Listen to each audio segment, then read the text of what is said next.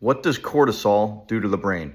Excellent question. One we've been getting a lot lately. Cortisol does a number of different things to the brain. In the short term, it's actually beneficial. It can increase our working memory, increase our attention, increase our focus. And we want it to do that. But over the long term, if we're exposed to too much cortisol, it can have a number of deleterious effects, including reduced brain volume in the prefrontal cortex, which is the very kind of surface layer of the brain, and that's very critical for accurate, complex decision making and coming up with creative solutions. It can also, over the long term, increase the size of the amygdala, which is the kind of fear center in the brain, and that kind of stamps things as a danger, something to be afraid of. And over time, that can become hypersensitive and enlarged, making smaller threats cause bigger amounts of fear in the body and a larger stress response. So those are two major negatives. Also, over the long term, it can reduce the amount of BDNF, that brain-derived neurotrophic factor that we've talked about before.